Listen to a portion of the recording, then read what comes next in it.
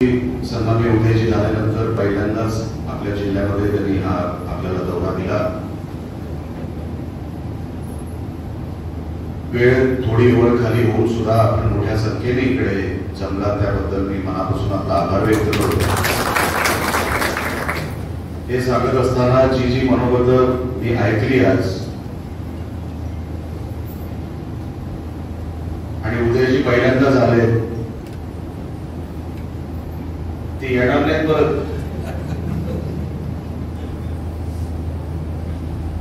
महायुतीचे मंत्री म्हणून काम करत असताना मी जवळून त्यांना बघायची, पक्षातल्या वेगवेगळ्या स्तरावर बघण्याची मला संधी मिळाली।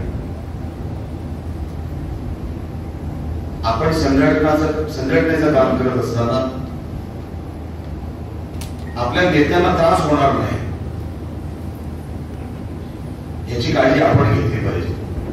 आपल्याकडे काय नाही, कुठली गोष्ट कमी आहे, कुठल्या गोष्टीची उणीव आहे, आपण पक्षासाठी काय करतो,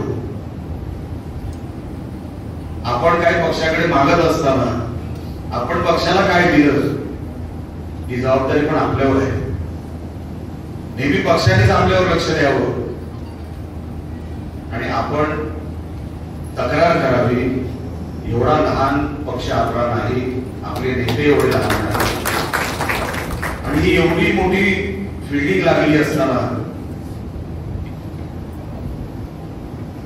आपण कुठल्या गोष्टींची मागणी केली पाहिजे, जे निर्णय वरच्या स्तरावर होणार आहेत। उदयजी असतील, राणे साहेब असतील, केसरकर साहेब असतील, रवींद्र फाटक साहेब असतील, जे कधीतरी होणार आहे त्याची काळजी आज का करतो आपण? जे निर्णय आपले नेते घेतील, पण काहीतरी आपण बोलून जर वातावरण चिघळत असेल तर ते होता कामा नये। सगळं व्यवस्थित आहे, सगळ्यांची तब्येत वगैरे सगळी टाकाटक आहे। आज काय झालं होतं तुमच्या सगळ्या मूडला मला काय माहित नाही। एवढं सगळं चांगलं असताना हवा भरलेला हॉल बघितल्यावर कोणाला वाटेल एवढ्या तक्रारी आहेत त्या? आहे, प्रत्येक पक्षात असतात,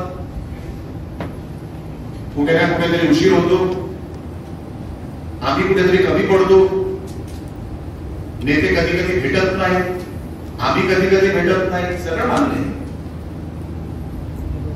पण सन्मान्य शिंदे साहेबांना जे मी जवळून मागच्या काही महिन्यामध्ये सभागृहातही बघितलं, हो त्याला महाराष्ट्राचं टेन्शन आहे। आपण एक जिल्हा नाही सांभाळू शकत, त्यांच्यासाठी आपल्यावर जबाबदारी आहे, आपण काय करायचं।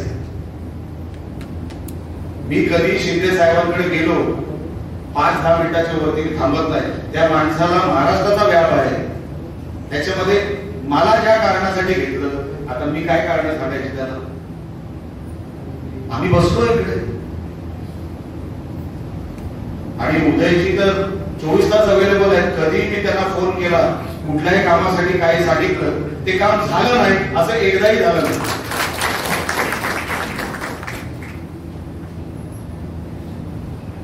मेहनत आपल्याला करायची, लक्षात ठेवा। संघटना ही आपल्याला जी दिसते त्याचं रूपांतर मतदानात कसं होईल, गावागावात कसं होईल, ती मेहनत आपल्यालाच करायची। कुठेतरी कोणतरी कमी पडणारच आहे, निलेश राणे कुठेतरी कमी पडेल कदाचित, किंवा केसरकर साहेब, पण आपण आपलं काम विसरता कामा नये। महाराष्ट्र सांभाळत असताना या सगळ्या नेत्यांना आपण ताकद दिली पाहिजे की साहेब तुम्ही महाराष्ट्र बघा, हा जिल्हा आम्ही बघतो।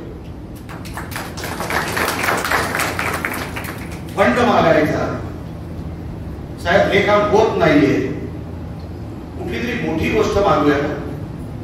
अहो हे सगळं दुरुस्त होण्यासारखं आहे जे काही या व्यासपीठावरून सांगितलंय ते, आणि आपला पण शत्रू नाही जिल्ह्यामध्ये। सगळे आपण एक कुटुंब आहोत, महायुती कशाला म्हणतात? कुटुंबालाच म्हणतात। म्हणून असा कोण प्रकार आहे, आपण सगळे एक आहोत, एकच राहणार। आपण लक्षात ठेवा, आपल्या कुठल्याही गोष्टीमुळे माझ्या नेत्याला त्रास होईल, वरती काहीतरी गडबड होईल, असा आपल्याकडून कधी होता कामा नये। मी या गोष्टीची काळजी घेतो आम्ही की का आपल्या साहेबाला त्रास द्यायचा आपण काय कमी आहे काय? हा कुठे काही मिळत नसेल जिल्ह्याला, जसं सिंधुरत्न स्कीम असेल किंवा साहेबांकडे आज उद्योग खातं आहे सामंत साहेबांकडे, आपण मागायला कुठे कमी पडायचं नाही, पण मागायचं काय आणि कुठल्या व्यासपीठावरून हे आपणच ठरवायचं असतं. हे सगळी देणारी लोक आहेत. सामंत साहेब जसं मी सांगितलं कधी नाही म्हणतो मी, कुणाचा एक विषय फक्त सांगितलं. सभागृहात ते कुठेतरी काहीतरी काम हाऊस बंद पडलं होतं, ते काहीतरी लीड बसले होते.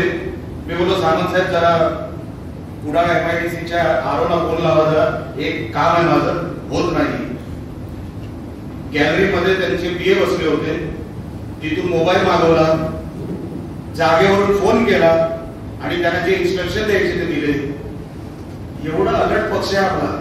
कुठलाही मंत्री आपल्या शिवसेना पक्षाचा किंवा इव्हन BJP पक्षाचा, इव्हन राष्ट्रवादीचा काम होत नाही असं मला जाणवलं नाही. हा कुठेतरी काही कमी पडलं असेल, 100% कुठेतरी कमी. माणसावर आम्ही ती माणसं कुठेतरी कमी पडलो असणार, पण पक्ष जर आपण पक्षाला ताकदवर केलं तर आपल्याला मागायची काय गरज आहे? झक मारत द्यावं लागणार कोणालाही. अहो यांची ताकदच आहे. आता सामंत साहेबांच्या मतदारसंघामध्ये कोण झक मारायला त्यांच्याकडे सीटा मागायला जाणार? त्यांनी ताकद तयार केली, त्यांनी बेस तयार केला, त्यांनी वातावरण तयार केलं की इकडे आहोतच ना आम्ही, आणि म्हणून समोरच्याची मागणी तशी होत नाही. आपण बेस असा तयार करूया, न शत्रुत्व तयार करता, न विरोध तयार करता, न कुठली स्टेटमेंट तयार करता. असं वातावरणच नको आपल्याला की ह्या जिल्ह्यामध्ये काही पटत नाहीये. सगळ्यांचं पटतंय, ज्या अर्थाने विरोधकांबरोबर पटू शकतं काही लोकांचं, आपसात पटून घ्यायला काय, आणि ते होणार सगळं. नितेश तिथे चांगलं काम करतोय. इथे आता आमच्या सोबतीला शिंदे साहेबांनी सामंत साहेब दिले, केसरकर साहेबांसारखे ज्येष्ठ सदस्य आपल्या बरोबर आहेत. कुठल्या गोष्टीची आपण चिंता करायची? चिंता करू नका. आपल्याला भगवा फडकवायचं ना, भगवा फडकणारच.